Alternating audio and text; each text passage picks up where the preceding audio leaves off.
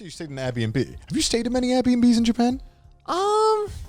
Not really. Yeah. I mean, because like 90% of them got fucking axed. Yeah, so for the Olympics, the Japanese government changed the rules around Airbnbs, basically just gutting them, making it so that you had to follow a lot of. They basically made it so you had to follow hotel rules, like you had to have like the fire escape and like the floor lit up to the. They basically made the rules impossible on purpose, where you couldn't turn a profit reasonably. Basically, because I have stayed in an Airbnb. Yeah, I stayed in one as well the first time I visited, and it was super cheap. You could get like, what do we get? Me and Alan got the Airbnb for what, like. It was really cheap, like $150. Yeah, but it was like a really, really small room, I remember. But it was right in Shinokabo. Oh, remember? Was that the one? Yeah, it was that was the one I got really sick in. What you threw up in? What I want to know. Okay, so this was like, I think the first time you'd been to Japan. That was my very first time. Your very first time. Like almost 3 years ago. I was so confused. I just turned up in this place. I had the instructions for this Airbnb that I didn't understand. I had my luggage and I was like, what the fuck is going on? Yeah. I was so confused. Like, other side of the world. And of course, Connor flies over, and the very first thing we do once Connor and Alan come over is we go to karaoke and we stay all night. Well, no, we weren't going to, right? So what happened was that I took you guys to an izakaya for the first time. So I was only going to meet, because you guys were like, oh, we're too sleepy, you're probably just going to go to bed. And then I think me and Jerry were like, well, sit. Well, I think, because it was my first time going to Japan, I was like...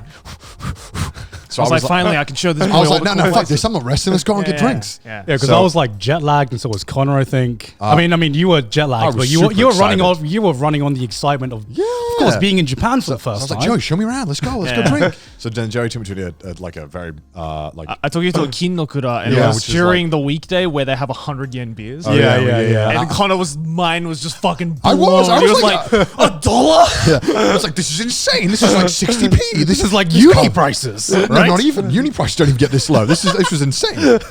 This is beer, right? Like legit. Yeah, like a legit beer, yeah. And then, we were drinking, and then while me and Jerry were getting drunk, I think they were gone, and we had just landed, and we were like, were like, you know what? No, we don't want to miss out. So then they came and started drinking, and then we went out for karaoke. Yeah, and then Jerry, we stayed. I got very sick. What I want to know, what I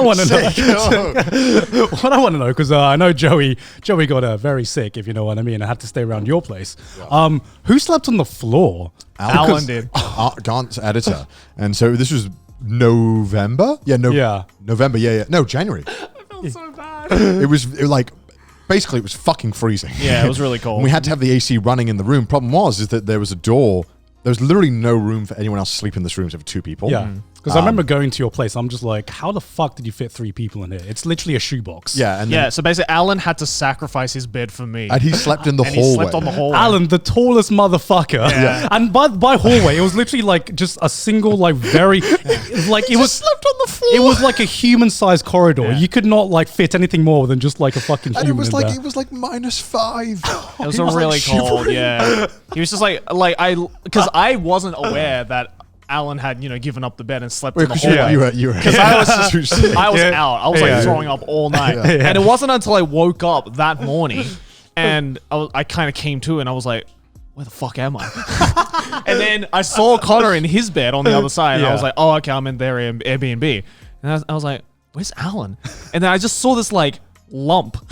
In the hallway. Of just this lump of blankets. He was so cold. And I was like, is he dead? He literally slept in the fucking shivering hallway for me. He's that one friend who's the nicest guy when you're sick or when you drank too much. He's always got your back. I threw up one time and even though he was drunk, he cleaned it all up and I just went back to bed.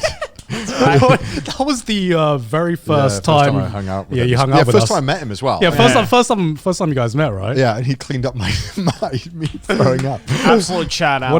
That's how I know. From that point onwards, I was amazing friends with him because I was like, this guy's got my back. Yeah. he cleaned. No one else will do that for me. I would never do that for someone. I'm like, I'm going back to bed. Yeah. You can deal with this tomorrow. I remember it was kind of like a house party we had in England where we kind of rented out an Airbnb and just caught up with friends. Yeah, I was and you were like the new guy. Then, I was like right? 20 as well, so I was still like, yeah, let's drink way too much. Yeah, and I remember Alan telling the story of like, I think everyone was passed out and it was just you and Alan awake and you guys was like sleeping on the sofa or something. Yeah. And then like, I think he made eye contact with you and you made eye contact with him and he just started laughing and then he just watched you and apparently you just like looked at him, laughed and just chunned it everywhere.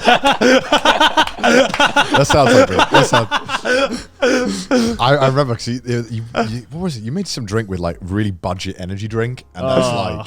And from that day onward, Boost. I swore never to drink budget energy drink. Even energy drink is bad enough, but the budget one where it's like 50 cents for 2 liters is like what? It's like brake fluid. Like no one, like of course you're gonna throw up drinking that stuff. I'm glad I did because I didn't have to digest. Yeah, it, exactly. But Jesus.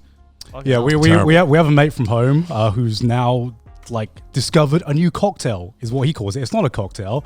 It's literally like, okay, tell me how disgusting this sounds. It's Boost. So a Boost, Boost energy so budget Red Bull, Boost and red wine.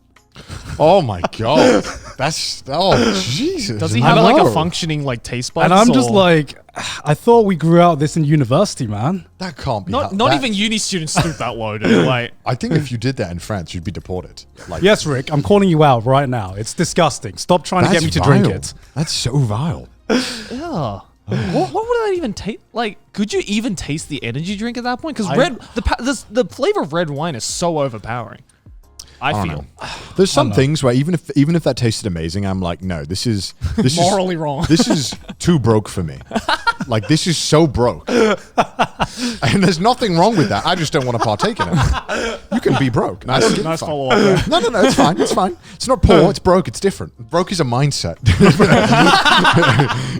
Poor is a lifestyle. Poverty and being poor is your that's your financial situation. Don't be poor. Just don't be poor. Being broke is the mindset of like I'm gonna live like an animal, and I don't partake in that. You know, you can be rich but be broke at the same time. Listen, the reason why if you're homeless, just buy a house. That's poverty, God. That's different. There's a difference between poverty and broke. Big difference, God. Come on. There's a difference. Trying to get me in a corner here saying being poor is bad? Yes, it is, Gone. You want me to say? I mean, you're not doing a very good job of fucking like supporting your argument. What argument you're trying to make. Not my problem. It's like being like, there's a difference between being ugly and unattractive. No, you can clearly afford red wine and you can clearly afford energy drink. Why would you mix them? That is you're making yourself broke for no reason. You know? Is that broke? That's broke. That's broke.